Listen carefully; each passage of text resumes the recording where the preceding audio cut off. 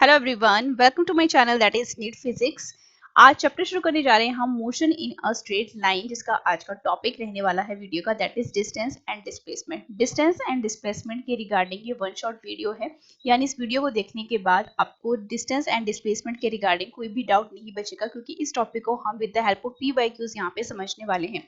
So make sure कि अगर कोई स्टूडेंट इस चैनल के ऊपर नया है तो चैनल को जरूर सब्सक्राइब कीजिए एंड इसको मैक्सिमम स्टूडेंट्स के साथ मल्टीपल प्लेटफॉर्म पर इस चैनल को जो है वो जरूर शेयर कीजिए, ताकि मैक्सिमम स्टूडेंट्स की हेल्प जो है इस चैनल के थ्रू हो सके।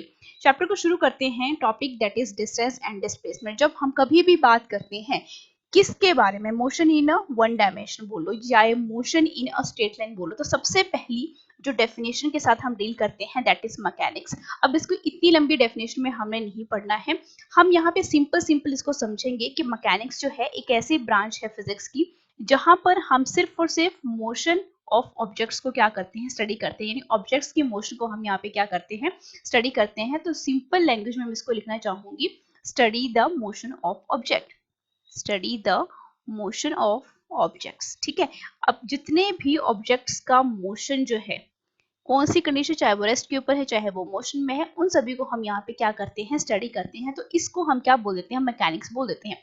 सबसे पहली जो इसकी ब्रांच है स्टैटिक्स, सेकेंड वन है काइनेमेटिक्स, थर्ड है डायनेमिक्स। बहुत ध्यान से समझते चलना। जो स्टैटिक्स है आपके पास, जो फर्स्ट ब्रांच है स्टैटिक्स, जिस तरीके से नेम से इंडिकेट हो रहा है, ऑब्जेक्ट अपनी स्टैटिक पोजीशन के ऊपर है, यानी ऑब्जेक्ट अपनी रेस्ट पोजीशन पे है। दैट मींस हम यहाँ पर स्टैटिक्स में हम क्या करते हैं, ऑब्जेक्ट्स को कैसे स्टडी करते हैं, जब वो कहाँ पर रहते हैं, रेस्ट के ऊपर रहते हैं।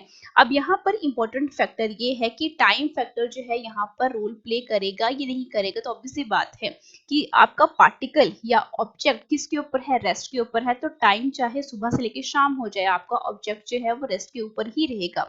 स्टैटिक की जब हम बात कर रहे हैं तो टाइम फैक्टर का यहाँ पे कोई भी रोल जो है वो नहीं होता है। ध्यान से सुनते जाना, ठीक है। एंड सेकंड वन है आपके पास काइनेमेटिक्स। तो काइनेमेटिक्स में हम क्या करते हैं, काइनेमेटिक्स एक ऐसी ब्रांच है फिजिक्स की जो कि डिस्क्राइब करती है किसको, ऑब्जेक्ट्स के जितने भी मोशन होते हैं। ठीक है, describes the motion of the object. अब आप यहाँ पे ये पूछोगे कि यहाँ पे हम, आपने ये तो बता दिया कि ऑब्जेक्ट्स के मोशन को ये क्या कर रही है, डिस्क्राइब कर रही है, तो क्या यहाँ पे जो मोशन का कॉज है उसको भी कंसीडर किया जाता है। तो ऑब्वियसली बात है कि अगर आपका मोशन किसी भी कारण से हो रहा हो, वहां पर उसके कॉज को, यानी किस कारण से वो मोशन हो रहा है, उसको हम काइनेमेटिक्स में बिल्कुल भी यहाँ पर क्या नहीं करते हैं, डील नहीं करते हैं, इसको हम कंसीडर नहीं करते हैं। तो थर्ड फैक्टर यहाँ पर क्या हुआ कि टाइम का क्या यहाँ पे रोल है या नहीं है, ऑब्वियसली बात है। अब आपके पार्टिकल्स क्या है, describe the motion of a particle या ऑब्जेक्ट, काइनेमेटिक्स। ठीक है, तो यहाँ पे टाइम फैक्टर जो है वो बहुत इंपॉर्टेंट रोल जो है वो प्ले यहाँ पे करता है। उसके बाद आ जाते हैं अपने डायनेमिक्स पे। डायनेमिक्स क्या है, जिस तरीके से नेम से ही इंडिकेट हो रहा है, डायनेमिक्स एक ऐसी ब्रांच है फिजिक्स की जो कि रिलेट करती है किसको, motion of the object to the forces, जो कि उस मोशन को क्या करती हैं, पैदा करती हैं। यानी मोशन हुआ लेकिन किस कारण से हुआ। ठीक है, यहाँ पे मोशन का यहाँ पे कॉज जो है वो यहाँ पे नहीं हम यहाँ पे डील कर रहे थे, लेकिन डायनेमिक्स में हम क्या करते हैं, अगर किसी ऑब्जेक्ट का मोशन हमने क्या करना है, स्टडी करना है, तो हम उन फोर्सेस के बारे में भी यहाँ पे क्या करते हैं, रिलेट करते जाते हैं या उनको कंसीडर करते हैं जिसकी वजह से उस ऑब्जेक्ट में मोशन आया। ठीक है, तो मैं यहाँ पे लिखना चाहूंगी दैट इज योर रिलेट्स। ये बहुत इंपॉर्टेंट नोट्स हैं, आप अपनी कॉपी में जरूर इसको नोट करते जाना, क्योंकि ऐसे नोट्स जो है आपको कहीं पर भी नहीं मिलने वाले। ठीक है, relates the motion of objects, motion of objects, क्योंकि अगर आपके कॉन्सेप्ट जो है जितने अच्छे से क्लियर रहेंगे, आपको वो टॉपिक जो है बार बार नहीं पढ़ना पड़ता। इसलिए मैं बोल रही हूँ कि जो भी मैं यहाँ पर बोलती जाऊँ या जो भी कुछ मैं यहाँ पे लिख रही हूँ वो आपके नोट्स में इंक्लूड हो जाना चाहिए, ताकि बार बार जो है आपको नोट्स के लिए मारा मारी ना करनी पड़े। To the forces which cause them. ठीक है, ऐसी कौन सी फोर्सेस हैं जो कि उस मोशन को क्या कर रही हैं, पैदा कर रही हैं। तो यहाँ पे हम उन फोर्सेस को भी क्या करते हैं, इंक्लूड करते हैं। अब यहाँ पे हम ये देखते हैं कि यहाँ पे टाइम फैक्टर की हमने हमेशा बात की है जब हमने स्टैटिक्स की बात करी और हमने बात करी काइनेमेटिक्स की। तो क्या यहाँ डायनेमिक्स में भी टाइम का टाइम फैक्टर का इंपॉर्टेंट रोल होगा, तो ऑब्वियस सी बात है यहाँ पे जो टाइम फैक्टर है वो भी क्या करेगा, इंपॉर्टेंट रोल जो है वो क्या करेगा, प्ले करेगा। क्योंकि देखो जहाँ यहाँ पे हम उन फोर्सेस के बारे में भी बात कर रहे हैं जो कि मोशन को क्या कर रही है, प्रोड्यूस कर रही है। ठीक है, तो यहाँ पे ऑब्वियस सी बात है कि टाइम फैक्टर का भी यहाँ पे इंपॉर्टेंट रोल जो है वो देखा जाएगा। जैसे जैसे हम न्यूटन्स लॉ ऑफ मोशन के चैप्टर के ऊपर पहुंचेंगे, आपको ये सारा का सारा जो है फिर से मैं वहां पे आपको एक्सप्लेन करूंगी with the help of example. ठीक है, अभी फिलहाल के लिए आपने इतना ही माइंड में रखना है। अब देखो नेक्स्ट जो है पोजीशन के बारे में। ठीक है, पोजीशन क्या है बेसिकली, पोजीशन जो है अगर हमने पोजीशन को डिफाइन करना हो, ठीक है, या मैं बोलना चाहूँ कि मुझे क्या करना है, स्पेसिफाई करनी है पोजीशन, तो मुझे क्या चाहिए होता है, एक रेफरेंस पॉइंट चाहिए होता है। ठीक है, किसी भी ऑब्जेक्ट की पोजीशन को क्या करने के लिए, स्पेसिफाई करने के लिए we need reference point, we need reference point. For example मैं यहाँ पे आपको बताती हूँ अभी रेफरेंस पॉइंट क्या रहता है। ठीक है, अगर मैंने कोई स्ट्रेट लाइन का इस तरीके से मोशन मान लिया, ठीक है, इस तरीके का वन डायमेंशन मोशन में, इस तरफ आपको पता है एक्स एक्सिस है दैट इज पॉजिटिव, एंड इस तरफ आपकी नेगेटिव एक्स एक्सिस है। अब यहाँ पे सेंट्रल पॉइंट O है, यहाँ पे 1 मीटर, 2 मीटर, 3 मीटर मैंने यहाँ पे डिस्टेंसेस मान लिए जो कि अलोंग पॉजिटिव डायरेक्शन है एक्स एक्सिस की। एंड दूसरी रिवर्स डायरेक्शन की बात करूँ तो सेम आपके पास डिस्टेंसेस रहेंगी, लेकिन किस डायरेक्शन में, आपकी नेगेटिव एक्स डायरेक्शन में। तो यहाँ पे ये वाला जो पार्टिकल है, यहाँ पे हमने किसी भी ऑब्जेक्ट को रखा है, तो ये किसको शो कर रहा है कि यहाँ पे पार्टिकल क्या रहेगा, आपका रेस्ट पे रहेगा। तो यहीं से अगर हमने पॉजिटिव एक्स डायरेक्शन में जाना हो तो हम इस तरफ जाएंगे, नेगेटिव डायरेक्शन में जाना हो तो हम इस तरफ जाएंगे। तो यहाँ पे ये जो O है ये क्या है, एक तरीके का रेफरेंस पॉइंट है कि सारी की सारी डिस्टेंसेस जो हैं हम कहाँ से मेजर करेंगे, इस रेफरेंस पॉइंट से, यानी जहाँ पे इसका क्या है, ओरिजिन है। ठीक है, अब पोजीशन जो है एक ऐसा पॉइंट है जहां पर मैंने क्या बोला, किसी पॉइंट को क्या किया जाता है, सिचुएटेड किया जाता है। अब पोजीशन जो है वो हम जिस तरीके से कोऑर्डिनेट एक्सिस के थ्रू भी हम क्या करते हैं, मेजर करते हैं। ऑब्वियसली बात है, मैंने आपको पॉजिटिव एक्सिस जो कि जनरली हम किसके यूनिट में हम मापते हैं, आपके जो कि यूनिट किसके हैं, लेंथ के। ठीक है, जिनकी पॉजिटिव डायरेक्शन हो सकती है, नेगेटिव डायरेक्शन भी आपकी रह सकती है। अब रेफरेंस पॉइंट की मैंने यहाँ पर बात करी। ठीक है, मैंने बोला पोजीशन को स्पेसिफाई करने के लिए मुझे किसकी जरूरत है, रेफरेंस पॉइंट की है। सेट ऑफ एक्सिस, आपकी पॉजिटिव एक्सिस, आपकी नेगेटिव एक्स एक्सिस, एंड उसके बाद आपके पास क्या बना, देखो पोजीशन को डिफाइन करने के लिए एक मुझे चाहिए था रेफरेंस पॉइंट, सेकंड मुझे क्या चाहिए थी, आपके पास सेट ऑफ एक्सिस। ठीक है, सेट ऑफ एक्सिस जो कि आपकी पॉजिटिव नेगेटिव रह सकती है। थर्ड जो सबसे इंपॉर्टेंट है that is your frame of reference. ठीक है, that is your frame of reference. अब ये फ्रेम ऑफ रेफरेंस क्या होता है, फ्रेम ऑफ रेफरेंस जो है एक ऐसा, अगर मैं बात करूं यहाँ पे, ठीक है, ये यहाँ पे मैंने बात कर ली, ये एक्स एक्सिस है, ये वाई एक्सिस है, this is your Z axis. ठीक है, अब देखो यहाँ पे कोई एक ऐसा ऑब्जेक्ट मैंने यहाँ पे रखा है, ठीक है, जो कि टाइम के साथ यहाँ पे क्या कर रहा है, हम मूव कर रहा है। ऑब्वियस सी बात है, जहां पर आपकी X axis, Y axis, Z axis जो है क्या कर रही है, यहाँ पे इंटरसेक्ट कर रही है, तो ओ को मैं क्या बोल दूंगी, that is your reference point. अब रेफरेंस पॉइंट से अगर आपका पार्टिकल जो है इस डायरेक्शन में जा रहा है, तो ऑब्वियस सी बात है हम एक्स एक्सिस को क्या करेंगे, कंसीडर करेंगे। ठीक है, तो आप किस तरीके से देख रहे हो कि फ्रेम ऑफ रेफरेंस में हम क्या कर सकते हैं, किसी भी पार्टिकल की डिस्प्लेसमेंट को हम क्या कर सकते हैं, यहाँ पे नोट कर सकते हैं। एंड साथ ही साथ हम क्या कर सकते हैं, पोजीशन बता सकते हैं कि रेफरेंस पॉइंट से कितनी पोजीशन के ऊपर है वो, चाहे इस डायरेक्शन में है, चाहे वो इस डायरेक्शन में है, चाहे वो इस डायरेक्शन में है, किसी भी डायरेक्शन में चला जाए। तो रेफरेंस, फ्रेम ऑफ रेफरेंस की मदद से हम ये बता सकते हैं कि यहाँ पे कोई भी ऑब्जर्वर है, यहाँ पे किसी ने भी ऑब्जर्व करना है, तो ऑब्वियसली बात है रेफरेंस पॉइंट से ही देखेगा ना वो कि इस तरफ जा रहा है, इस तरफ जा रहा है, इस तरफ जा रहा है, ये इस तरफ जा रहा है। ठीक है, तो हम क्या क्या मेजर कर सकते हैं, हम पोजीशन बता सकते हैं, कहाँ से, रेफरेंस पॉइंट से। हम ये बता सकते हैं कि उसकी डिस्प्लेसमेंट क्या है। ठीक है, एंड हम ये भी बता सकते हैं कि पार्टिकल कौन सी डायरेक्शन में क्या कर रहा है, एक्सेलेट कर रहे हैं। इट मींस हम यहाँ पे पोजीशन, डिस्प्लेसमेंट एंड एक्सेलेशन को क्या कर सकते हैं, यहाँ पे हम डिस्क्राइब कर सकते हैं। तो रेफरेंस पॉइंट की वजह से हमें क्या क्या मिला कि एक तो हम पार्टिकल की पोजीशन के बारे में बता सकते हैं, सेकेंड हम यहाँ पे क्या बता सकते हैं कि पार्टिकल की डिस्प्लेसमेंट क्या है। ऑब्वियस बात है, अगर पार्टिकल जो है वो वापिस अपनी पोजीशन के ऊपर आ गया तो हम उसकी डिस्प्लेसमेंट भी बता सकते हैं, शॉर्टेस्ट। ठीक है, shortest distance between the initial and the final position. उसके बाद हम पार्टिकल कौन से डायरेक्शन में एक्सीलरेट कर रहा है, इस डायरेक्शन में जा रहा है, तो हम देख लेंगे, तो इस डायरेक्शन में जा रहा है। किसी भी डायरेक्शन में आपका पार्टिकल एक्सीलरेट हो रहा हो तो हम यहाँ पे 3 पॉइंट्स बता सकते हैं विद द हेल्प ऑफ किसकी, फ्रेम ऑफ रेफरेंस की वजह से। ठीक है, अब यहाँ पर देखो, अब पोजीशन को डिफाइन करने के लिए मुझे किसकी जरूरत पड़ी, सबसे पहले डिस्टेंस फ्रॉम द ऑब्जर्वर। अब यहाँ पे आपको ये भी पता होना चाहिए कि ऑब्जर्वर से डिस्टेंस कितनी है एंड किस डायरेक्शन में आपका ऑब्जर्वर जो है वो जा रहा है। ठीक है, अगर सपोज मैं आपको बोलूं कि यहाँ पे क्या है, कोई एक पॉइंट है, ठीक है, यहाँ पे कोई पॉइंट मैंने P मान लिया, ठीक है, एंड यहाँ पर डायरेक्शन जो है, डायरेक्शन की सेंस में देखते हैं, आपको ज्यादा अच्छे से समझ में आएगा।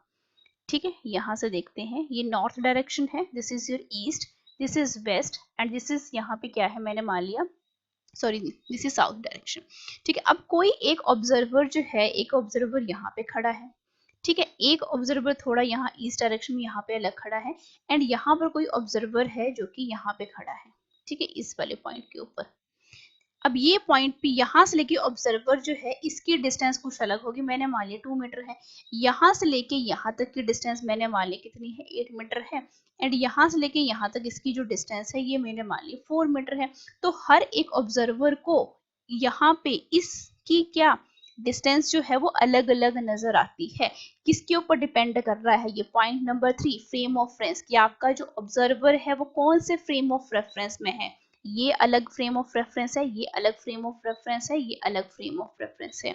तो अलग अलग फ्रेम ऑफ रेफरेंस से आपकी जो जिस तरीके जहां से आपने ऑब्जर्व करना है तो वहां पे आपकी डिस्टेंसेस भी क्या हो जाती हैं, अलग अलग हो जाती हैं।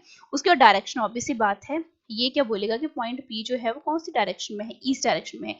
ये वाला ऑब्जर्वर क्या बोलेगा कि आपका जो पॉइंट पी है ये कौन सी डायरेक्शन में है, वेस्ट डायरेक्शन में है। ये वाला बोलेगा कि कौन सी डायरेक्शन में है, आपका नॉर्थ डायरेक्शन में है। ठीक है, तो पोजीशन को स्पेसिफाई करने के लिए हमें ये 2 पॉइंट जो हैं वो कभी भी नहीं भूलने चाहिए, that is distance from the observer and the direction with respect to the observer. ठीक है, अब यहाँ पे मैंने बात करी है फ्रेम ऑफ रेफरेंसेस की। ठीक है, फ्रेम ऑफ रेफरेंसेस में एक और सबसे इंपॉर्टेंट बात क्या है, उसको भी आप यहाँ पे लिख लो, फ्रेम ऑफ रेफरेंसेस। ठीक है, फ्रेम ऑफ रेफरेंस में आपके 2 टाइप्स आते हैं। ठीक है, फर्स्ट वन जो आपके पास है that is your inertial frame of reference, that is your inertial frame of reference, inertial frame of reference, and second one is non inertial frame of reference। अब वन बाय वन जो है हम इनको समझेंगे कि ये है क्या, frame of reference. Inertial frame एक ऐसा इनर्शियल फ्रेम है जहां पर क्या, जहां पर आपके न्यूटन्स का जो लॉ है, न्यूटन्स का लॉ क्या है, यहाँ पर देखिए, जो न्यूटन्स का फर्स्ट लॉ है मोशन का वो एप्लीकेबल हो जाता है इनर्शियल फ्रेम ऑफ रेफरेंस में। न्यूटन्स का कौन सा लॉ, न्यूटन्स का first law, Newton's first law of motion, ये क्या रहता है बेटा, एप्लीकेबल रहता है। इसके ऊपर भी कई बार क्वेश्चन जो है वो देखे गए हैं, बहुत से बच्चे जो है इसको गलत ही करके आते हैं। ठीक है, non inertial frame of reference क्या है, सेम आपका न्यूटन्स का जो फर्स्ट लॉ ऑफ मोशन है, फर्स्ट लॉ ऑफ जो मोशन है दैट इज नॉट एप्लीकेबल। अब ये मैं बताती हूँ ये किस तरीके से एप्लीकेबल नहीं है। ठीक है, इनर्शियल फ्रेम ऑफ रेफरेंस जहां पे न्यूटन्स का फर्स्ट लॉ एप्लीकेबल नहीं है। न्यूटन्स का फर्स्ट लॉ कहता क्या है कि अगर कोई ऑब्जेक्ट जो है अगर रेस्ट के ऊपर है तो रेस्ट पोजीशन के ऊपर ही रहेगा, अगर मोशन में है तो वो मोशन में ही रहेगा, अनलेस उसके ऊपर कोई एक्सटर्नल फोर्स ना अप्लाई की जाए। तो इट मींस आपको जहां पे कोई भी एग्जांपल ऐसा दिया गया हो जहां पर ऑब्जेक्ट अगर रेस्ट में है तो वो रेस्ट में रह रहा है, तो वो कौन से फ्रेम ऑफ रेफरेंस में आएगा, आपके इनर्शियल फ्रेम ऑफ रेफरेंस में आएगा। अगर मोशन में है और वो सेम मोशन को आप आगे कंटिन्यू कर रहा है, अगर सपोज मैं बोलूं कि अगर कोई ऑब्जेक्ट जो है वो रेस्ट पोजीशन के ऊपर है, मैंने बोला कि टेबल जो है, ठीक है, टेबल जो है वो क्या है, आपने फ्लोर के ऊपर जो है वो क्या है, खड़ा है। ठीक है, तो वो कौन सी पोजीशन हुई, रेस्ट पोजीशन, स्टैटिक पोजीशन में है। ठीक है, एंड विद द कंटिन्यूएशन की वो आप सुबह से शाम होगी और वो वही का वही है। ठीक है, क्योंकि आपने उसके फोर्स अप्लाई नहीं की, तो ऑब्वियस सी बात है कि न्यूटन्स का फर्स्ट लॉ वहां पे क्या हो गया, एप्लीकेबल हो गया। तो वो कौन से फ्रेम में आ गया, इनर्शियल फ्रेम ऑफ रेफरेंस में आ गया। अगर मैं आपको बोलूँ कि कोई गाड़ी जो है वो 200 मीटर पर सेकंड की स्पीड से जा रही है, ठीक है, और वैसे ही आगे चलती जा रही है, तो वो भी किस में आई आपके पास, इनर्शियल फ्रेम ऑफ रेफरेंस में। एंड जहां पर आपकी जो मोशन जो है वो क्या होते जाए, चेंज होते जाए with the application of force, आपने कोई फोर्स अप्लाई कर दी एंड फिर वो क्या हो गया, वहां पे मोशन चेंज हो गया। इट मीन्स अगर मैं यहाँ पर बात करूं तो यहाँ पे आपका जो सेंट्रीपिटल एक्सलेशन है, ठीक है, सेंट्रीपिटल एक्सलेशन हो गया, ये लीनियर एक्सलेशन हो गया। तो एक्सलेशन में बेटा क्या होता है, एक्सलेशन की डेफिनेशन क्या रहती है, rate of change of velocity, कि वेलोसिटी जो है वो चेंज होती रहती है विद रिस्पेक्ट टू टाइम। लेकिन आपका इनर्शियल फ्रेम और Newton's first law of motion क्या कहता है कि आपका जो है बॉडी रेस्ट के ऊपर रहेगी या मोशन के ऊपर रहेगी, जब तक आप उसके ऊपर फोर्स अप्लाई ना करो। तो जहां कहीं पर भी आपको एक्सलेशन देखने को मिले, चाहे वो सेंट्रीपिटल हो, लीनियर हो, तो इट मींस वो कौन सा फ्रेम ऑफ रेफरेंस आ जाएगा, आपका non inertial frame of reference, जहां पे न्यूटन्स का फर्स्ट लॉ ऑफ मोशन जो है वो एप्लीकेबल नहीं होता है। ठीक है, इसके बाद नेक्स्ट हम यहाँ पे बात कर लेते हैं रेस्ट। रेस्ट क्या है, मोशन क्या है, रेस्ट एंड मोशन जो है दोनों रिलेटिव टर्म किस तरीके से है। रेस्ट जिस तरीके आपको पता ही है कि अगर किसी भी पार्टिकल की position with respect to surrounding जो है with the passage of time जो है वो चेंज ना हो, तो हम बोल देते हैं कि पार्टिकल जो है वो रेस्ट के ऊपर है। कि कोई बुक जो है वो टेबल के ऊपर पड़ी है, सुबह से पड़ी है, शाम तक वो वैसी ही पड़ी रहेगी, ठीक है, सराउंडिंग के साथ या पासेज ऑफ टाइम के साथ। ठीक है, सुबह से लेकर शाम हो गई, पासेज टाइम भी बीत गया, लेकिन उसने अपनी पोजीशन को चेंज नहीं किया, ठीक है, सराउंडिंग के साथ। ऐसा थोड़ी कि आपने बुक को रखा है कुछ इस तरीके से और बाद में आपको बुक मिले कुछ ऐसे से, ऐसा बिल्कुल भी नहीं होता है। ठीक है, तो ऐसी पोजीशन को हम क्या बोल देते हैं, रेस्ट, की आपकी बुक जो है वो रेस्ट के ऊपर है। ठीक है, इसके बाद और क्या यहाँ पे एग्जाम्पल हो सकते हैं, देखो रेस्ट के ऊपर वाटर जो है आपका, अगर मैं बोलूँ रेस्ट जो है, कोई पर्सन जो है वो, इसका दूसरा एग्जाम्पल भी मैं ले लेती हूँ, पर्सन जो है वो सिटिंग ऑन अ चेयर, तो ये भी क्या है, person sitting on the chair है, ठीक है, सिट बैठा हुआ है, ठीक है, बैठते बैठते वो कहीं और थोड़ी ना पहुंच जाएगा, तो ये भी क्या है आपका रेस्ट का क्या है, एग्जाम्पल है। इसके बाद आ जाते हैं मोशन में। मोशन में आपका जो पार्टिकल है अपनी पोजीशन को with respect to surrounding and with the passage of time जो है वो चेंज कर देता है। For example train moving on a rail, तो ऑब्वियस सी बात है आपका रेलवे ट्रैक इस तरीके से है, पहले इस तरीके से जाएगा, फिर इस तरीके से है, फिर इस तरीके से है, ठीक है, तो ऑब्वियस सी बात है इसकी पोजीशन जो है वो क्या होती रहती है, चेंज होती रहती है।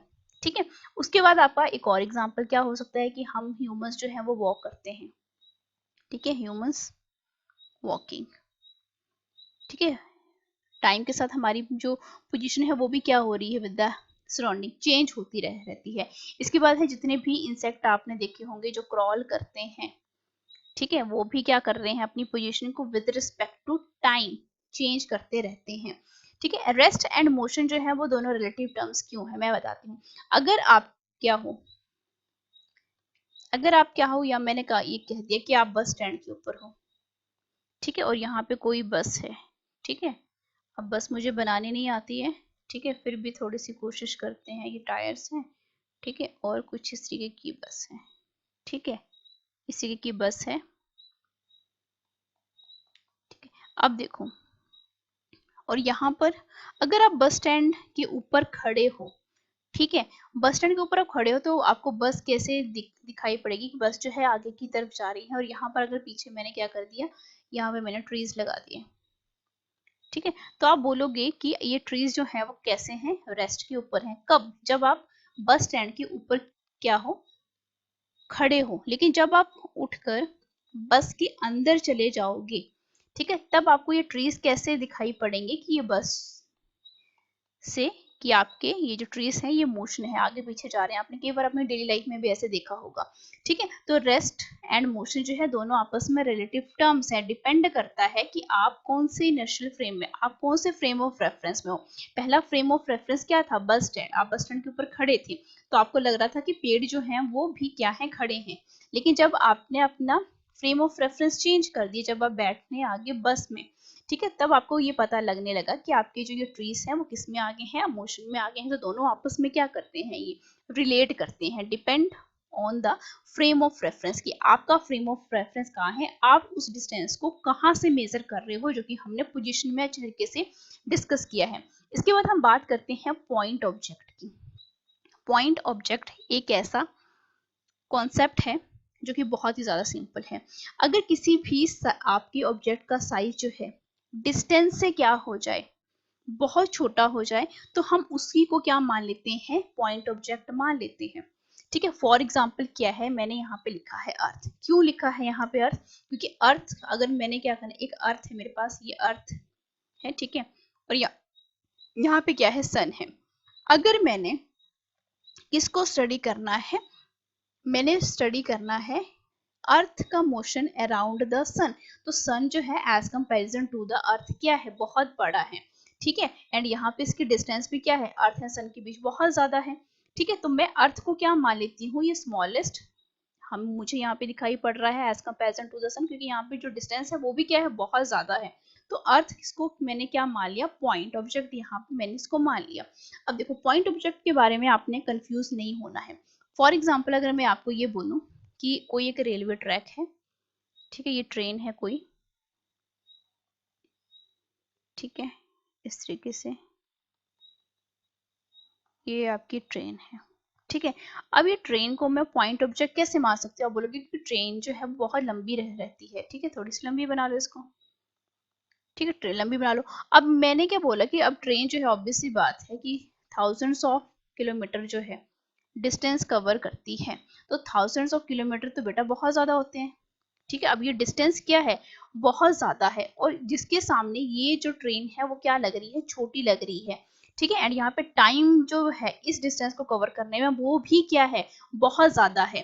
तो मैंने इसको क्या मान लिया, आपकी ट्रेन को पॉइंट ऑब्जेक्ट मान लिया। तो यहाँ पर आपने दो फैक्टर देखे जिसके ऊपर आप पॉइंट ऑब्जेक्ट को क्या कर सकते हो, डिफाइन कर सकते हो। फर्स्ट वन क्या है, आपने ये देखना है डिस्टेंस। अगर डिस्टेंस बहुत ज्यादा लंबी है तो ऑब्वियस सी बात है आप उस ऑब्जेक्ट को क्या मान लो, पॉइंट ऑब्जेक्ट मान लो। सेकंड वन ये है कि टाइम, अगर टाइम भी क्या लग रहा है, बहुत ज्यादा लग रहा है, ठीक है, उस डिस्टेंस को क्या कवर करने के लिए, तब भी आप क्या करोगे, उससे पॉइंट ऑब्जेक्ट मानोगे। अगर टाइम कम है तब आप ये नहीं बोलोगे कि आपका वो पॉइंट ऑब्जेक्ट है। हम आगे यहाँ पर मैं इसको एक्सप्लेन करती हूँ। ठीक है, अब यहाँ पे देखो, जो स्टार पॉइंट मैंने यहाँ पे मेंशन किया है, कीप इन मेमोरी पॉइंट्स है ये, कि जो पॉइंट ऑब्जेक्ट मूव करता है तो इसका रोटेशनल एंड वाइब्रेशनल मोशन जो है हम क्या कर देते हैं, इग्नोर कर देते हैं। क्यों? क्योंकि इसकी डिस्टेंस जो है विद रिस्पेक्ट टू टाइम वो क्या होती जाती है, दोनों डिस्टेंसेस एंड टाइम जो है वो लंबे होते जाते हैं, जिसकी वजह से इसका रोटेशन एंड वाइब्रेशनल मोशन को समझना जो है वो क्या है, थोड़ा सा उसको हम कंसीडर भी नहीं करते हैं। ठीक है, अब यहाँ पे देखो, यहाँ पे मैं सबसे पहले मैं क्या बोलना चाह रही हूँ। अब ये ट्रेन का एग्जाम्पल तो आपको समझ में आ गया, अर्थ का भी एग्जाम्पल समझ में आ गया। अब ये एक और एग्जाम्पल मैं यहाँ पे लेती हूँ कि अगर कोई मैन है यहाँ पे, ठीक है, इसके सर के ऊपर जो है वो क्या है, मंकी है। ठीक है, मंकी की मेरे को पिक्चर आती नहीं है तो मैं यहाँ पे क्या लिख रही हूँ, इसे मैं क्या मान रही हूँ, मंकी मान रही हूँ। ठीक है, अब ये क्या, ये आदमी जो है वो साइकिलिंग कर रहा है। ठीक है, इट मीन सर्कुलर ट्रैक को कवर कर रहा है साइकिल के थ्रू, एंड इसके सर के ऊपर जो है वो मंकी है। तो आप किसको पॉइंट ऑब्जेक्ट मानोगे यहाँ पे? ठीक है, बहुत, तो आप इंसान को नहीं मान सकते क्योंकि मंकी का साइज जो है वो छोटा है। तो यहाँ पे मंकी जो है वो क्या रहेगा, पॉइंट ऑब्जेक्ट रहेगा, क्योंकि इंसान की डिस्टेंस को देख लो और टाइम को देख लो, जो कि मंकी के कंपैरिजन में क्या है, कम है। मंकी इसके सर के ऊपर है तो ऑब्वियस सी बात है ये जो है ज्यादा टाइम लगा रहा है, एंड मंकी जो है वो smallest as a point object की तरह यहाँ पे काम कर रहा है। क्योंकि हमने स्टार्टिंग में पढ़ा कि अगर आपकी ऑब्जेक्ट का साइज डिस्टेंस से क्या हो, बहुत ज्यादा छोटा हो, ठीक है, और वो इतने रीजनेबल या ड्यूरेशन ऑफ टाइम में मूव कर रहा हो, बहुत ज्यादा ड्यूरेशन है, ठीक है, तब हम उस कंडीशन में उस ऑब्जेक्ट को क्या मान लेते हैं, पॉइंट ऑब्जेक्ट मान लेते हैं। ठीक है, एक तो एग्जांपल आपका ये हो गया। एक और एग्जांपल मैं यहाँ पे देना चाहती हूँ। देखो, अगर स्पिनिंग जो क्रिकेट बॉल है, ठीक है, देखते जाना, स्पिनिंग क्रिकेट बॉल है, ठीक है, जो कि टर्न हुई, ठीक है, टर्न हुई sharply on hitting the ground, मतलब ये बॉल है और इसने क्या किया, ये जो ग्राउंड है, ठीक है, एकदम से इसने हिट किया इस तरीके से, एंड फिर ये कुछ इस तरीके से चलेगी। तो क्या आप इस बॉल को जो है पॉइंट ऑब्जेक्ट मानोगे? ऑब्वियसली बात है, this is not regarded as a point object. क्यों? सबसे पहला ऑब्जेक्ट जो है कि इसने जो डिस्टेंस कवर करी वो बहुत क्या है, छोटी है। ठीक है, डिस्टेंस जो है वो बहुत ज्यादा छोटी है, इट मीन्स यहाँ पे डिस्टेंस जो है, distance is not that large. पहला कॉन्सेप्ट तो आपका ये हो गया। सेकंड कॉन्सेप्ट क्या है कि टाइम जो है वो भी क्या है, यहाँ पे शॉर्ट है। एकदम से इसने क्या किया, ग्राउंड पे हिट किया, फिर वापस चली गई, फिर हिट किया, फिर वापस चली गई। ठीक है, तो यहाँ पे टाइम जो है वो बहुत कम है, बहुत लंबा ड्यूरेशन ऑफ टाइम यहाँ पे देखने को नहीं मिल रहा है। तो ये दोनों फैक्टर जो है यहाँ पे सेटिस्फाई नहीं हो रहे हैं। तो मैं स्पिनिंग बॉल को क्या मान सकती हूँ, is not treated as a point object. ये पूरा कॉन्सेप्ट है रिगार्डिंग द पॉइंट ऑब्जेक्ट। ठीक है, यहाँ पर मैंने आपको बता दिया, 2 पॉइंट्स आपने याद रखने हैं पॉइंट ऑब्जेक्ट के बारे में। One is distance, second one is time. Time ज्यादा होना चाहिए, टाइम कम नहीं होना चाहिए, एंड डिस्टेंस भी क्या होनी चाहिए आपकी लाइन। ये दोनों पॉइंट्स आपके क्या होने चाहिए, ज्यादा होने चाहिए। अब आ जाते हैं हमारे motion in a 1 dimension, 2 dimension and 3 dimension. अब देखो, जब कभी भी हम बात करते हैं किसकी, motion in a, let me choose another pen. अब देखो, मोशन इन अ 1 डायमेंशन की बात करते हैं यहाँ पे, जब पार्टिकल आपका कैसे जा रहा हो, 1 डायमेंशन में जा रहा हो। 1 डायमेंशन बोलने का मतलब क्या है कि सिर्फ मुझे एक ही कोऑर्डिनेट की जरूरत है पोजीशन को स्पेसिफाई करने के लिए। ठीक है, only one coordinate, only one coordinate to specify the position. ठीक है, to specify the position of the object, to specify the position of the object. जब हमें एक ही कोऑर्डिनेट की जरूरत पड़े, चाहे वो x है, चाहे वो y है, चाहे वो z है, ठीक है, तब हम बोलते हैं कि वो किस टाइप का मोशन आ गया, आपका 1 डायमेंशनल मोशन आ गया। फॉर एग्जांपल क्या, ये x एक्सिस है, this is your negative x axis. ठीक है, कि जब आपका ऑब्जेक्ट जो है वो कैसे मूव करता है अलोंग अ स्ट्रेट लाइन। अभी स्ट्रेट लाइन जो है ऑब्वियस सी बात है, आप एक्स एक्सिस के ऊपर भी देख सकते हैं, वाई एक्सिस के ऊपर भी देख सकते हैं। ठीक है, अब यहाँ से दूसरा जो पॉइंट निकल कर आ रहा है वो क्या है कि क्या 1 डायमेंशनल मोशन में आपकी एक ही डायरेक्शन होती है, तो जरूरी नहीं है। आपको यहाँ पे कितनी डायरेक्शन देखने को मिल रही है, 2 डायरेक्शन देखने को मिल रही है। एक आपकी क्या है, फॉरवर्ड है, एक आपकी क्या है, बैकवर्ड है। ठीक है, 2 डायरेक्शन देखने को मिलेंगी, फॉरवर्ड या बैकवर्ड। या मैंने कहा वाई में क्या है, एक ऊपर है आपके पास, ये वाई है। ठीक है, और ये वाई आपका नीचे है, तो ऑब्वियस सी बात है एक आपकी डायरेक्शन क्या होगी, अपवर्ड होगी, और एक आपकी कौन सी होगी, डाउनवर्ड डायरेक्शन होगी। ठीक है, किस में, 1 डायमेंशनल मोशन में। ठीक है, अब यहाँ पे साइन जो है वो पॉजिटिव रहेंगे अगर अपवर्ड है या फॉरवर्ड है, एंड साइन आपका नेगेटिव रहेगा जब आपकी डिस्टेंस डायरेक्शन जो है बैकवर्ड या डाउनवर्ड है। ठीक है, अब यहाँ पे एग्जाम्पल क्या है कि आपका जो एग्जाम्पल क्या दे सकती हो कि आपका कोई बॉय जो है, ठीक है, वो रन कर रहा है अलोंग अ स्ट्रेट रोड। ठीक है, या आपकी कोई गाड़ी जो है वो स्ट्रेट रोड में जा रही है।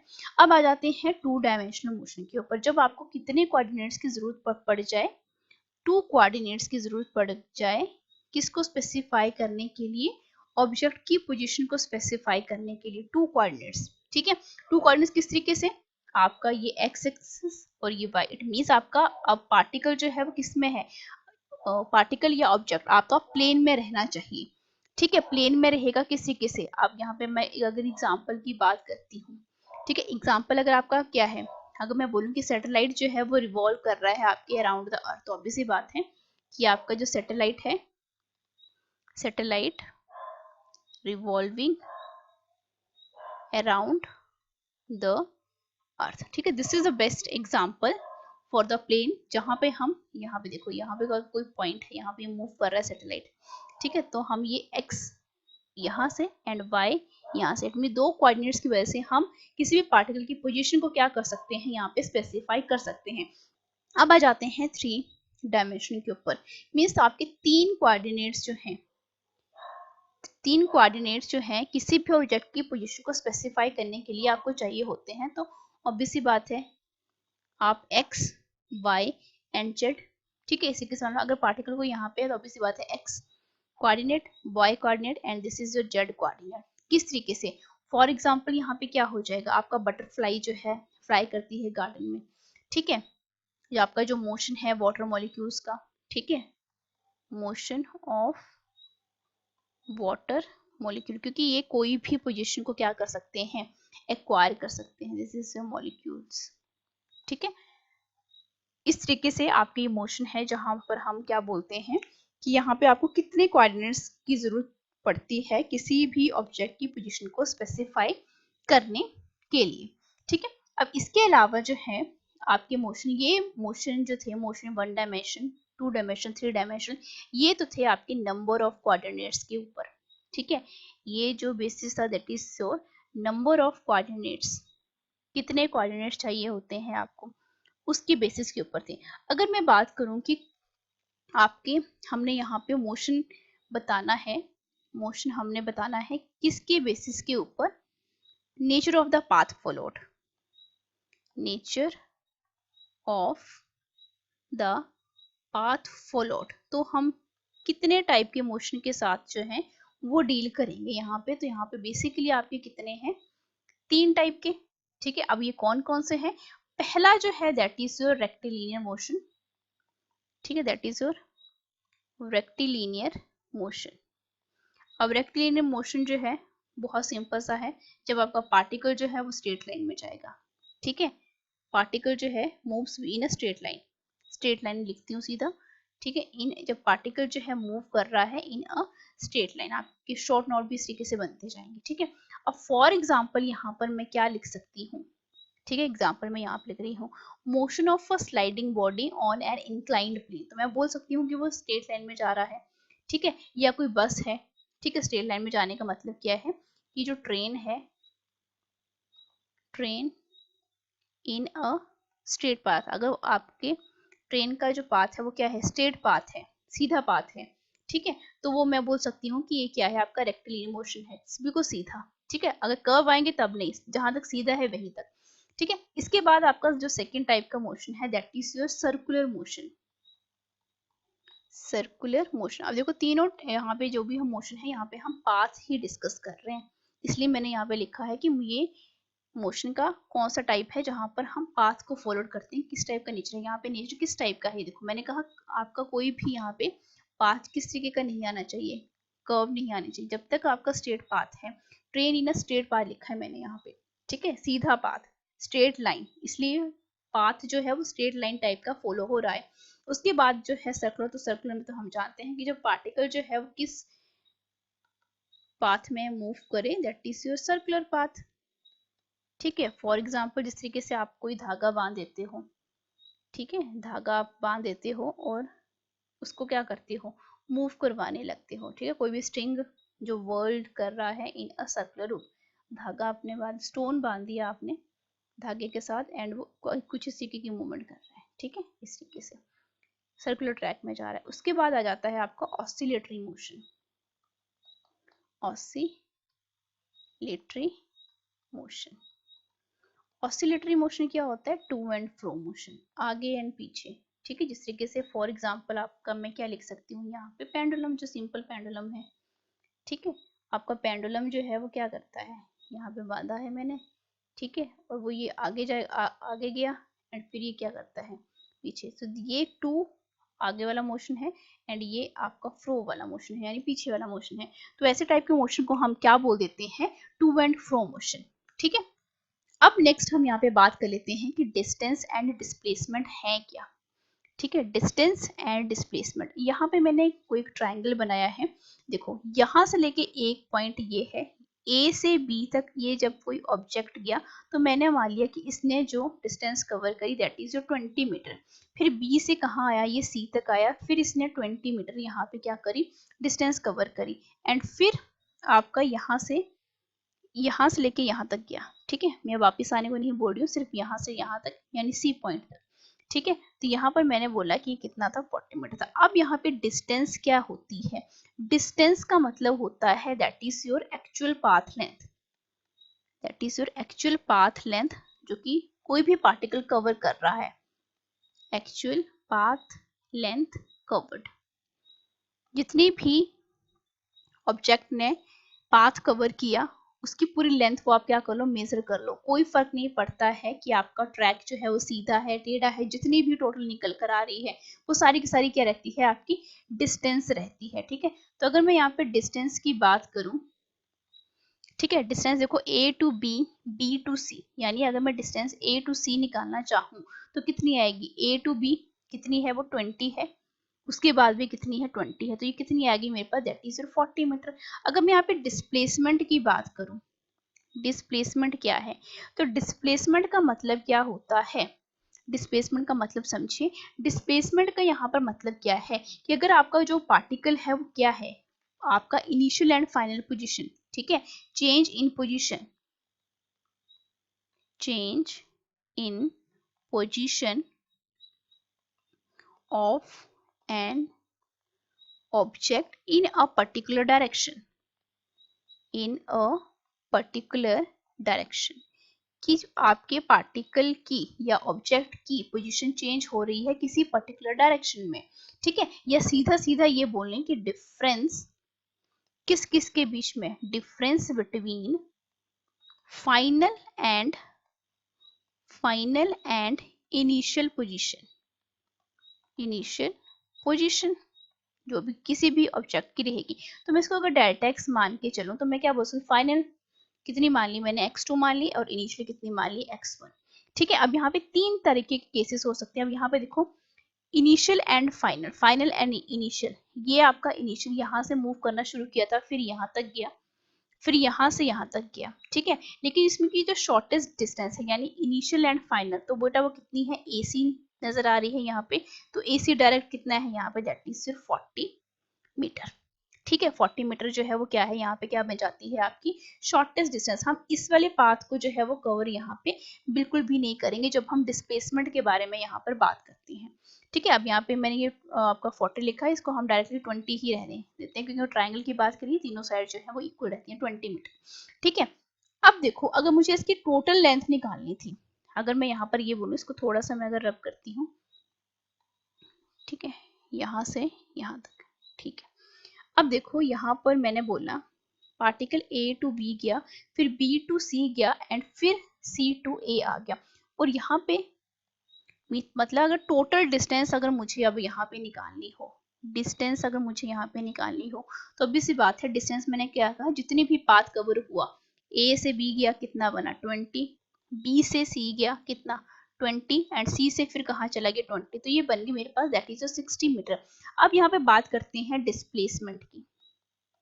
ठीक है, डिस्प्लेसमेंट देखो मैंने बोला difference between final and initial, तो फाइनल पोजीशन देखो ये इनिशियल है और ये फाइनल है, फाइनल क्या है, फिर से वापस आके यहीं पर आ गया ये ऑब्जेक्ट, ठीक है, यहाँ से मूव करना शुरू किया था, मूव करता करता यहाँ पर गया, फिर यहाँ पर गया, फिर वापस आ गया, तो ये क्या है, difference between the final and the initial position. तो आपकी डिस्प्लेसमेंट कितनी होगी, 0। कब हुई 0, जब आपका पार्टिकल सेम पोजीशन से वापिस आके उसी पोजीशन पे मीटअप कर ले, तो आपकी डिस्प्लेसमेंट क्या हो जाती है, यहाँ पे आपकी 0 होगी। अब यहाँ पे जो इंपॉर्टेंट फैक्टर है इसके बेसिस के ऊपर यहाँ पे हम देखते हैं, क्योंकि यहाँ पे देखो डेल्टा एक्स आ रहा है which is equivalent to x2 minus x1। अगर यहाँ पर फर्स्ट वन पॉइंट क्या है कि x2 जो है वो ग्रेटर देन हो जाए x1 से, तो ऑब्वियस सी बात है कि यहाँ पर आपका डेल्टा x डिस्प्लेसमेंट क्या बन जाएगा, पॉजिटिव। ठीक है, सेकंड केस यहाँ पे क्या बनता है कि x1 अगर ग्रेटर हो जाए x2 से, तो इसका मतलब क्या बनता है कि डिस्प्लेसमेंट क्या बन गई, अब नेगेटिव बन गई। एंड थर्ड पॉइंट यहाँ पे क्या नजर आता है कि x1 अगर इक्वल हो गया x2 के बराबर वैल्यूज हैं, तो डिस्प्लेसमेंट क्या होगी, 0 होगी। इट मीन्स आपकी डिस्प्लेसमेंट पॉजिटिव भी हो सकती है, नेगेटिव भी हो सकती है, एंड 0 भी हो सकती है, लेकिन डिस्टेंस जो है देखो आपकी कभी भी 0 नहीं आती है। ठीक है, डिस्टेंस जो है वो 0 नहीं होती है, नेवर बी 0, नेबर भी 0, एंड ना ही तो ये पॉजिटिव रहती है, ना ही तो ये आपकी सॉरी ये नेगेटिव एंड 0 नहीं रहती है, तो ये क्या रहती है, हमेशा पॉजिटिव। ठीक है, हमेशा पॉजिटिव रहती है, ये फर्स्ट पॉइंट है, दिस इज योर बेटा सेकंड पॉइंट। डिस्टेंस कभी भी 0 नहीं होती है, एंड ये हमेशा पॉजिटिव रहती है, नेगेटिव साइन के साथ ही बिल्कुल भी नहीं आती है, एंड डिस्प्लेसमेंट जो है वो पॉजिटिव, नेगेटिव एंड 0 जो है वो हो सकती है। ठीक है, अब देखो अब यहाँ पे कुछ हम यहाँ पे कैरेक्टरिस्टिक्स के बारे में बात कर लेते हैं जो कि डिस्प्लेसमेंट के रिगार्डिंग है, पॉजिटिव है, नेगेटिव है, 0 है, हमने अभी देखा। अब ये जो आपकी डिस्प्लेसमेंट है ये not dependent on the choice of the origin of the position coordinate, obvious सी बात है कि ये किसी भी तरीके से आपके ओरिजिन जो है ऑफ द पोजीशन कोऑर्डिनेट्स के ऊपर डिपेंड नहीं करती है, हमने अभी देख लिया है ये। ठीक है, जहां से भी आपका पार्टिकल चाहे स्टार्ट हो, ठीक है, ये सिर्फ और सिर्फ इनिशियल एंड फाइनल पोजीशन के ऊपर डिपेंड करती है। Initial and the final position के ऊपर डिपेंड करती है। उसके बाद है कि मैग्नीट्यूड ऑफ डिस्प्लेसमेंट जो है, ऑब्वियसली बात है कि एक्चुअल डिस्टेंस से वो क्या रहेगा, या तो फिर वो इक्वल रहेगा या तो फिर वो क्या रहेगा, आपका लेस देन ही रहेगा। उसके बाद है डज नॉट इन्फॉर्म, ये हमें किसी भी तरीके की आपका जो पाथ है उसके रिगार्डिंग बात नहीं करती है। ठीक है, आपका पाथ चाहे ये हो चाहे आपका ये हो, ठीक है, अगर शॉर्टेस्ट हमें इनिशियल एंड फाइनल पॉइंट मिल रहा है तो हम इसी को क्या मान लेते हैं, आप डिस्प्लेसमेंट मान लेते हैं। ठीक है, उसके बाद है कि एक्चुअल पाथ फ्लोट के ऊपर भी ये क्या करती है, इंडिपेंडेंट होती है ये। ठीक है, अब यहाँ पे देखो ये कुछ क्वेश्चंस हैं। ठीक है, अब इसके पहले मैं आपको एक और क्वेश्चन यहाँ पे करवाना चाहती हूँ ताकि डिस्टेंस एंड डिस्प्लेसमेंट के रिगार्डिंग आपका जो कॉन्सेप्ट है वो बहुत अच्छे तरीके से यहाँ पे बिल्डअप हो जाए। तो यहाँ पर कोई एक, मैंने क्या मान लिया कि कोई एक स्ट्रेट लाइन है इस तरीके से। ठीक है, एंड यहाँ पे आपका ये ओरिजिन और रेफरेंस पॉइंट है, यहाँ पे 10, 20, 30, 40, 50 ये डिस्टेंसेस है आपकी किसमें, मीटर में। आपको पता है ये पॉजिटिव एक्स डायरेक्शन है, पॉजिटिव है, और इस तरह बेटा क्या है आपकी नेगेटिव। ठीक है, नेगेटिव है, तो यहाँ पे -10 आ जा गया, यहाँ पे -20 आ गया, यहाँ पे -30 आ जाएगा, 40 आ जाएगा, एंड लास्ट में यहाँ पे 50 आ जाएगा। ठीक है, अब मैं यहाँ पर आपको क्या बताना चाहती हूँ, मैंने बोला कि आपका कोई एक पर्सन है, या आप जो है वो यहाँ पे खड़े हैं। ठीक है, टाइम t1 के ऊपर पहले आप कहाँ पे खड़े हैं, यहाँ पे खड़े हैं इस वाले पॉइंट के ऊपर। उसके बाद आपने डिस्टेंस कवर करी और बेटा आप कहाँ पे पहुंच गए, इस वाली पोजीशन के ऊपर। अब ये पोजीशन कौन सी है, सेकंड, टाइम t2 लगा आपको यहाँ से यहाँ तक पहुंचने में, सेकंड पोजीशन आपकी ये आ गई, ये मैंने 1 मान ली, फिर इसको मैंने 2 मान लिया। ठीक है, उसके बाद आप ये जब यहाँ पे थे 40 के ऊपर थे, 40 मीटर के ऊपर थे, उसके बाद फिर आपने क्या किया, आगे जाके क्या कर लिया, टर्न किया, और फिर आपने यहाँ से मूव करके फिर आप कहाँ तक पहुंच गए, 50 तक पहुंच गए यहाँ पे। ठीक है, तो यहाँ पे टाइम t3 आ गया। ठीक है, अब यहाँ पर मैं आपका जो क्वेश्चन है वो मैं यहाँ पे क्या बना देती हूँ, क्वेश्चन क्या है यहाँ पे कि मुझे यहाँ पर आपने डिस्टेंस एंड डिस्प्लेसमेंट निकाल कर देनी है, किस किस के लिए, number 1 4 time t1 to t1 t2। ठीक है, एंड सेकंड मैंने आपको ये बोला, फिर सेकंड केस में फिर से आपने मुझे डिस्टेंस एंड डिस्प्लेसमेंट निकाल के देनी है टाइम t2 से लेके, सॉरी टाइम t1 से लेके t3 तक। तो यहाँ पे मैं इसको थोड़ा सा यहाँ पे रेस कर लेती हूँ।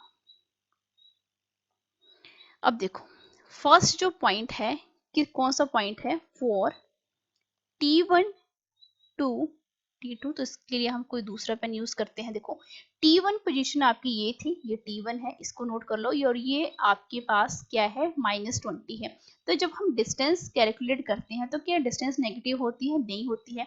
तो डिस्टेंस नेगेटिव नहीं होती है, तो ये नेगेटिव जो भी डिस्टेंस है हम इसको क्या मान के चलेंगे, पॉजिटिव ही मान के चलेंगे।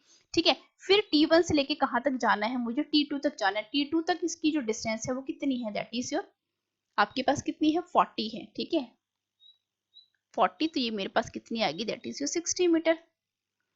ठीक है, बहुत सिंपल सी बात है, यहाँ से लेके यहाँ तक तो कितनी थी, ये डिस्टेंस 20 थी, और उसके बाद कितनी थी, 40 थी। ठीक है, तो आपके पास क्या बन गई, ये 60 बन गई। अब देखो मुझे अब डिस्प्लेसमेंट निकालनी है। डिस्प्लेसमेंट का मतलब क्या होता है, x2 minus x1। It means मैं क्या बोल सकती हूँ, x2 यानी फाइनल पोजीशन। फाइनल पोजीशन आपकी कौन सी है, t1 और t, ये इनिशियल है और ये फाइनल है। तो आपके पास फाइनल कितना है, दैट इज 40। उसके बाद इनिशियल माइनस होता है, माइनस साइन साथ में लगा, एंड डिस्प्लेसमेंट आपकी पॉजिटिव भी हो सकती है, नेगेटिव भी हो सकती है, जीरो भी हो सकती है। तो हम डिस्प्लेसमेंट ही निकाल रहे हैं, तो हम इसको किस साइन के साथ लेंगे, माइनस साइन के साथ ही लेंगे। तो यहाँ पे माइनस माइनस कितना हो गया, प्लस हो गया। इट मीन्स ये कितनी आ गई मेरे पास, 60 metre. It means distance and displacement जो है t1 से लेके t2 तक जब हम डिस्कस कर रहे हैं तो ये दोनों इक्वल हैं।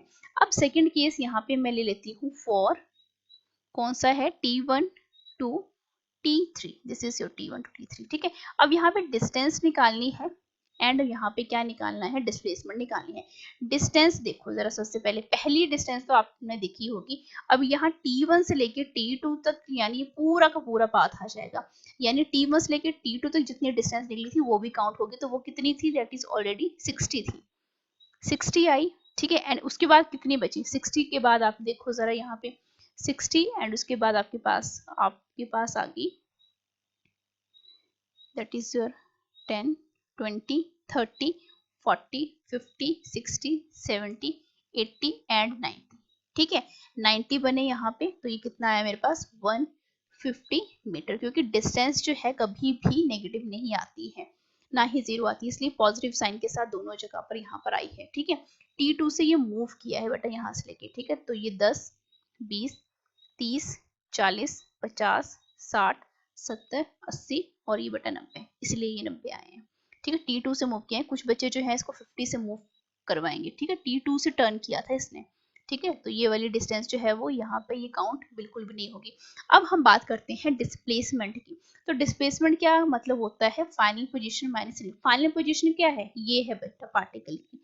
जब पार्टिकल आपका -50 के ऊपर है तो -50, क्योंकि आपकी डिस्प्लेसमेंट नेगेटिव हो सकती है, माइनस ऑफ x1 यानी इनिशियल की तो पहले से क्या थी, -20 थी, तो माइनस ऑफ -20, तो ये कितना बना +20 आया, तो इट मीन्स ये माइनस के 30 मीटर। अब ये माइनस कौन सी डायरेक्शन में जा रहा है बेटा, आपका नेगेटिव डायरेक्शन में।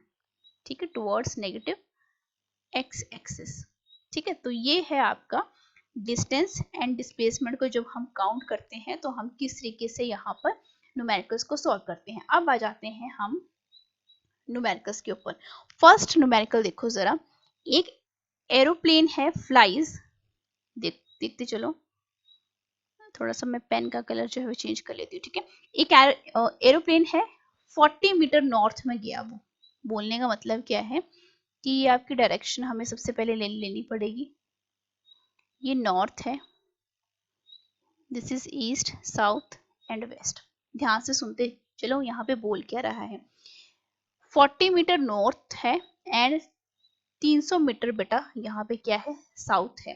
इट मीन्स देखो जरा यहाँ पे, यहाँ से ऊपर की तरफ, just 1 minute, A to B जो है, ठीक है, यहाँ से लेके यहाँ तक नॉर्थ में गया, कितना, दैट इज योर 400 मीटर।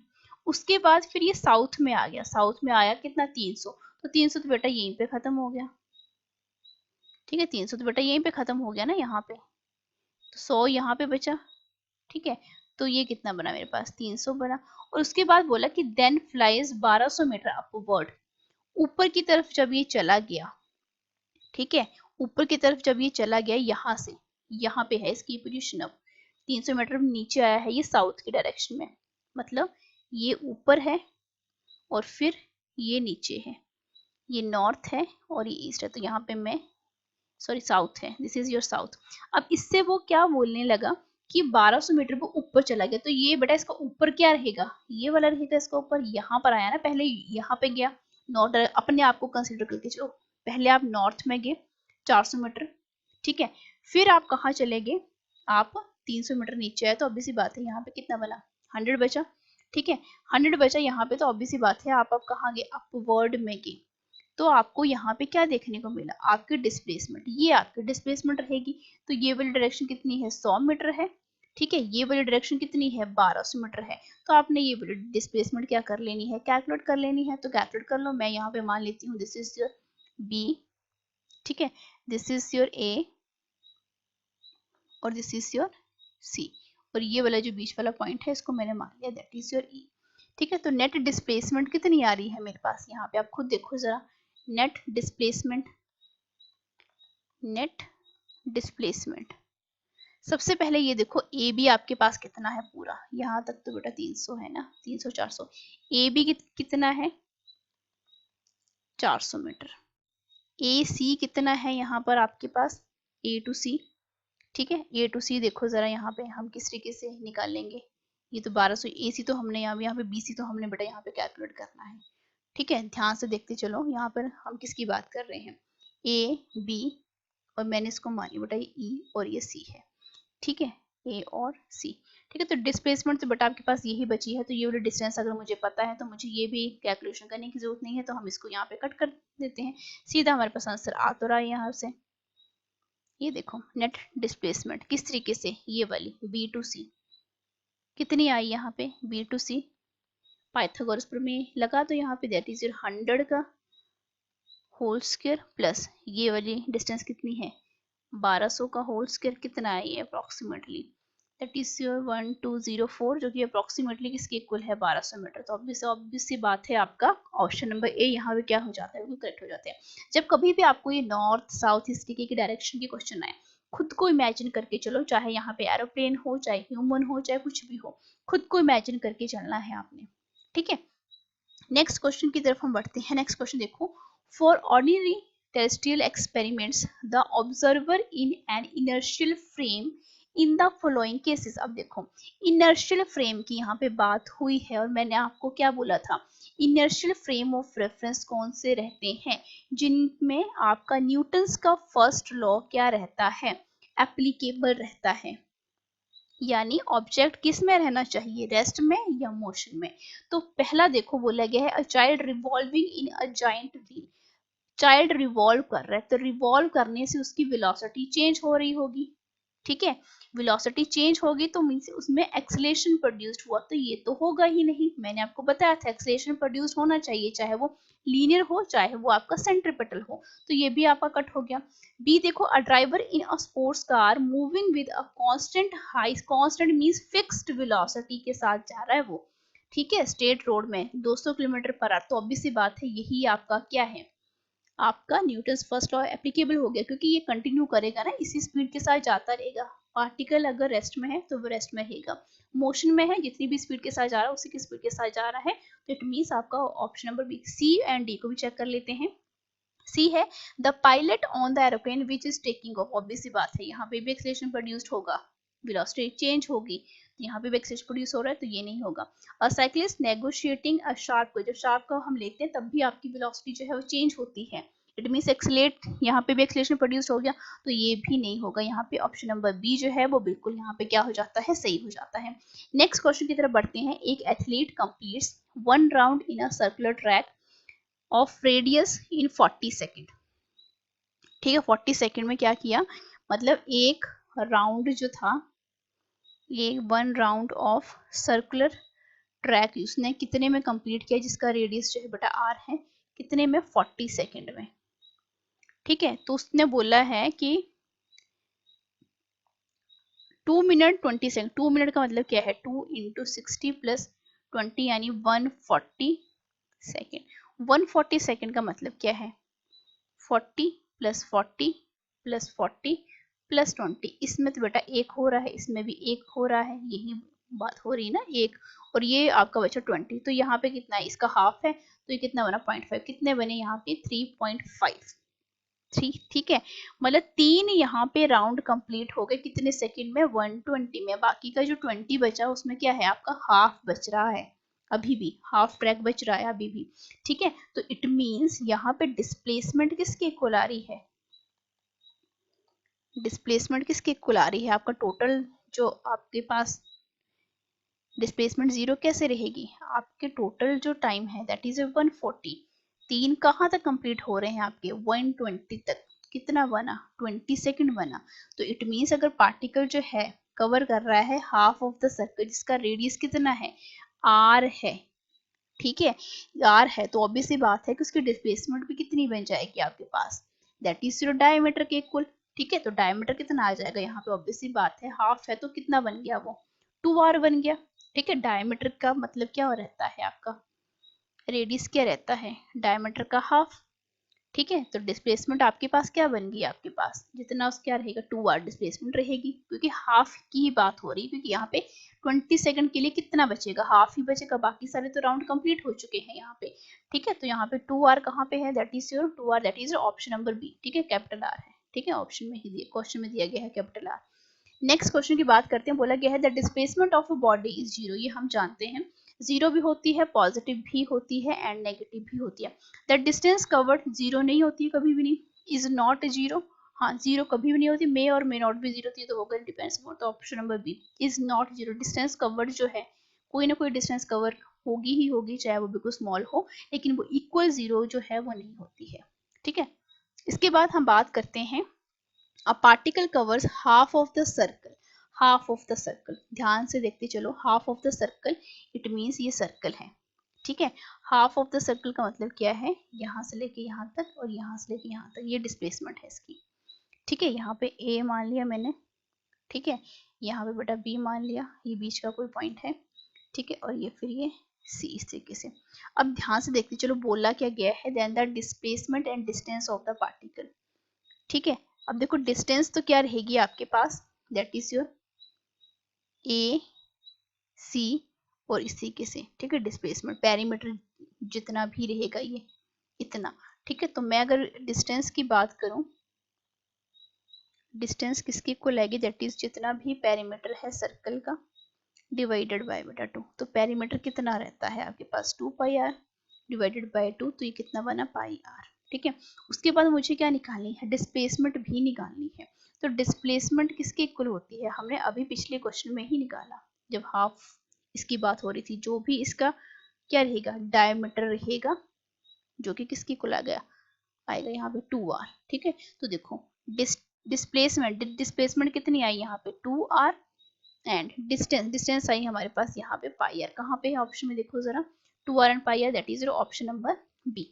ठीक है, नेक्स्ट क्वेश्चन की तरफ बढ़ते हैं। बोला गया है एक ट्रैक जो है वो स्क्वायर शेप का है, the length of each side जो है वो a है, there exist a pole at each corner, it means 2 3 4, ये है, ये बात कर रहा है वो।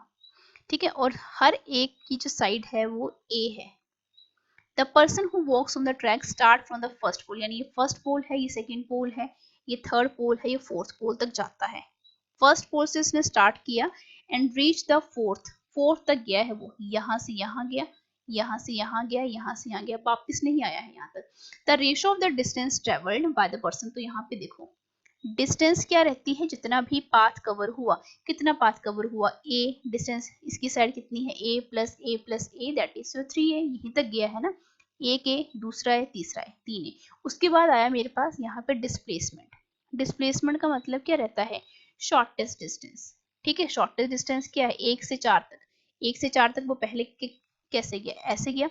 अब 1 से 4 तक कितना है, ये a है, तो डिस्प्लेसमेंट कितनी आई, a। अब रेशियो निकालना है डिस्टेंस का, 3a डिवाइडेड बाय जो भी आपके डिस्प्लेसमेंट है, दैट इज योर ए, कितना बना a के साथ a, तो आपका कितना आ गया 3। कहाँ पे है आपका, ऑप्शन नंबर बी में है।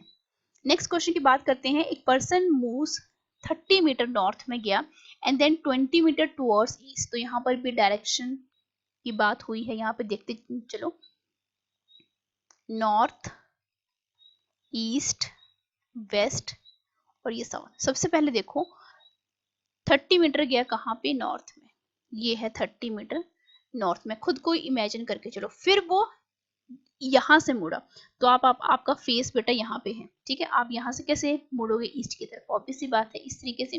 कितने मुड़े हो, 20 मीटर।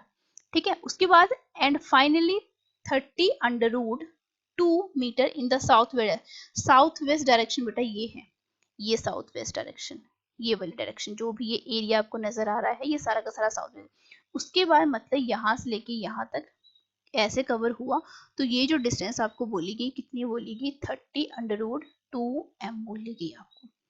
आपको निकालना क्या है, the displacement of the person from the origin will be, origin का है यहाँ पे, इट मीन्स ये वाली डिस्टेंस निकालनी है। तो पहले आप इमेजिन कर लो, स्टार्ट कहाँ से हो, यहाँ से, तो इस पॉइंट को a मान लो, फिर b तक गया, फिर c तक गया, फिर यहाँ पे d तक आ गया।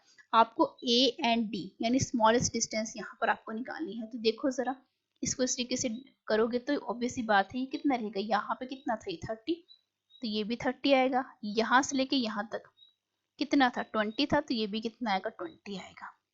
ठीक है, तो अब मेरे को क्या चाहिए, सबसे पहले तो हम इस वाले एरिया की बात कर लेते हैं कि सी डी का जो स्क्वायर है विच इज इक्विवेलेंट टू किसके इक्वल आ रहा है, देखो डायग्राम से, ई डी का स्क्वायर प्लस सी ई का स्क्वायर।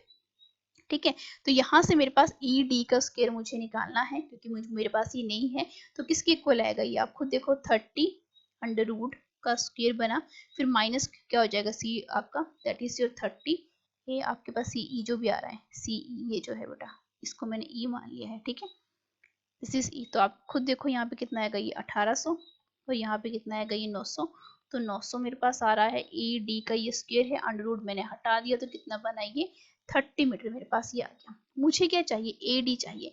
अब AD मेरे पास किस तरीके से निकलेगा, ऑब्वियस सी बात है, यहाँ से लेके यहाँ तक की डिस्टेंस मुझे पता नहीं चाहिए, इसलिए तो मैंने ये निकाला, ठीक है, जो कि किसके इक्वल आई है मेरे पास, दैट इज योर, इसको ED लिखो या DE लिखो, ठीक है, माइनस क्या, AE, ठीक है, ये वाला AE तो मेरे पास ऑलरेडी है, दैट इज योर 20, ठीक है, कितना बना ये 30 minus 20, that is your 10 metre. अब 10 मीटर कौन सी डायरेक्शन में है ये बेटा, यहाँ से लेके यहाँ तक, that is your west direction, ऐसे है ये पार्टिकल यहाँ पे है, ठीक है, ये इनिशियल ये फाइनल, तो कौन सी है ये, वेस्ट डायरेक्शन, तो 10 मीटर वेस्ट कहाँ पे है, that is your option number C में है। इसके बाद नेक्स्ट क्वेश्चन देखते हैं, a toy cyclist completes one round of a square track of side 2 meter in 40 seconds. What will be the displacement at the end of 3 minutes?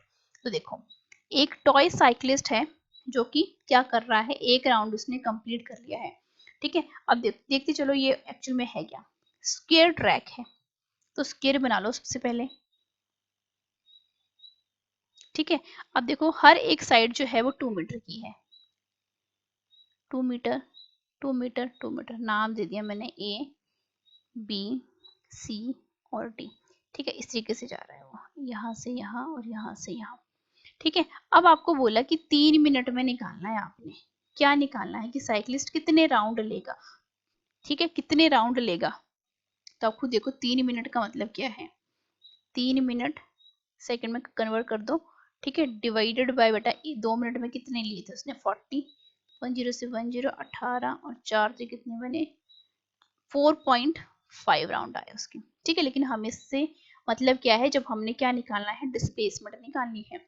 Fourth round में क्या हो रहा है कि साइक्लिस्ट की डिस्प्लेसमेंट क्या होगी, 0 होगी, A to B, B to C and C to, 4 round किस तरीके से बनेंगे, एक round A to B, B to C, एक राउंड, फिर एक राउंड यहाँ पे, ये एक राउंड एक राउंड एक राउंड एक राउंड, ठीक है, पूरा कंप्लीट हो गया, तो यहाँ पे डिस्प्लेसमेंट क्या हो गई, 0 हो गई, ठीक है, ओरिजिनल पोजीशन के ऊपर तो आ गया, तो डिस्प्लेसमेंट क्या हो गई, यहाँ पे 0 हो गई फोर्थ राउंड में, ठीक है, क्योंकि जहां से शुरू हुआ था वापिस आके ये क्या हुआ, यहीं पर आके खत्म हो गया, लेकिन हमारे पास राउंड कितने हैं, 4.5 है, यानी आधा राउंड और है जो कि आगे वाले डायरेक्शन में जाएगा, तो डिस्प्लेसमेंट किस तरीके से निकालोगे आप, इस तरीके से, ठीक है। अब ये AC आपने निकालना है, दोनों साइड्स आपको पता है, ठीक है, निकाल लो जरा, दैट इज योर AC का square which is equivalent to AB का स्क्वायर प्लस BC का स्क्वायर, ठीक है, तो AC किसके इक्वल आ जाएगा, दैट इज योर आपका अंडर रूट हटा लो, दैट इज योर 2 मीटर, हाँ आपके पास ये दैट इज योर 200 और 200, तो ऑब्वियस सी बात है ये 2 मीटर आपके पास आपको देखने को मिलेगा, जो कि बेटा कहाँ पे है, ऑप्शन नंबर D में है, ठीक है। इस तरीके के क्वेश्चन भी कई बार बहुत कंफ्यूजिंग लगते हैं बच्चों को, तो आपने कॉन्सेप्ट जो मैंने आपको बताया है, देखो कितने राउंड कहाँ कंप्लीट हो रहे हैं, उसके बाद कोई राउंड बचता है तो बेटा उसको आगे आप फॉरवर्ड करते चलो, ठीक है। 9th क्वेश्चन जो है वो क्या है, एक एरोप्लेन है, मूव्स 40 मीटर टुवर्ड्स नॉर्थ की तरफ जा रहा है, ठीक है, तो यहाँ पर भी डायरेक्शन की ही बात होगी, नॉर्थ ईस्ट वेस्ट और साउथ, किस डायरेक्शन में गया, नॉर्थ वाले डायरेक्शन में गया, कितना, ये नॉर्थ है, कितना गया 400 मीटर, ठीक है।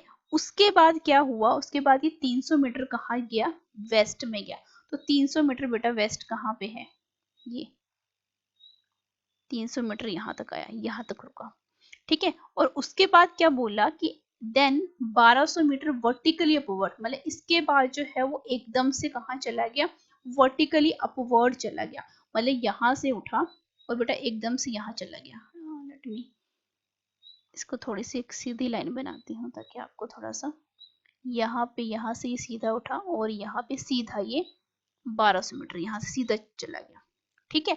तो आप खुद देखो स्टार्ट कहाँ से हुए थे हम, यहाँ से, ठीक है। तो अगर मैं इसको क्या मान के चलूँ कि दिस इज योर पॉइंट, इसको C मान लिया, इसको B मान लिया, सॉरी दिस इज A और इसको मैं B मान लेती हूँ, ठीक है, B और इसको मैंने मान लिया D, तो आप खुद देखो यहाँ से लेके यहाँ तक, यानी B to C से लेके B तक ये अलग है, और यहाँ से लेके यहाँ तक ये जो डिस्टेंस इसकी आ रही है ये अलग है।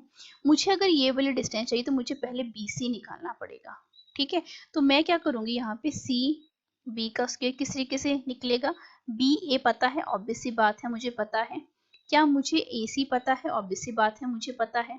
ठीक है, पहले हम इसको कंसीडर करेंगे, ये वाला छोटे वाला साइड। ठीक है, इसको दूसरी पेन से निकाल, ये वाली साइड को हम पहले कंसीडर करेंगे। सबसे पहले हम ये वाली साइड को यूज करेंगे। अब देखो यहाँ पे कितना था, ये 400 का स्क्वायर प्लस 300 का स्क्वायर कितना बना ये, और 400 का स्क्वायर 1600 900, तो अभी सी बात है बेटा कितना आ रहा है मेरे पास, 500 मीटर आ रहा है। क्या, सी बी। अब मेरे को सी बी पता चल गया तो ऑब्वियस सी बात है कि मैं यहाँ पर क्या निकाल सकती हूँ, ये तो मुझे पता है। यहाँ से ये वाली डिस्टेंस कितनी है, 1200 है। अब मुझे क्या निकालना है, बी डी निकालना है। ठीक है, बी डी निकालना है तो बी डी का स्क्वायर किसके इक्वल आएगा, दैट इज जो सी बी का स्क्वायर। तभी हमने पहले सी बी निकाला है प्लस सी डी का स्क्वायर, जो कि हमें पता है ऑलरेडी कितना गया है ऊपर, ये 1200 गया है। ठीक है, तो सी बी कितना है, 500 का स्क्वायर बना यहाँ पे, प्लस यहाँ पे 1200 का स्क्वायर बना, तो अंडरूट हमें निकाला कितना बना, ये 2500 बना, ये 144। तो ऑब्वियसली बात है ये आपके पास 1300 मीटर जो है, that is your B D. ये जो डिस्प्लेसमेंट है ये किसकी कितनी निकल कर आ गई आपके पास, 1300 मीटर निकल कर आ गई, जो कि कहाँ पे है, आपकी ऑप्शन नंबर डी में है। अब ये थे आपके क्वेश्चन डिफरेंट डिफरेंट टाइप के, जो कि डिस्टेंस एंड डिस्प्लेसमेंट के ऊपर थे। अब इन क्वेश्चंस के अलावा जो है आपने क्या करनी है, ऐसे क्वेश्चन की प्रैक्टिस करनी है, ताकि इस टॉपिक के ऊपर आपकी और कमांड हो जाए। मिलते हैं नेक्स्ट वीडियो में। नेक्स्ट हमारा जो टॉपिक रहेगा वो हम स्पीड के बारे में बात करेंगे, वेलोसिटी के बारे में बात करेंगे एंड एक्सेलरेशन के बारे में बात करेंगे। आज के वीडियो में बस इतना ही। Like share and subscribe for more videos. Thank you so much.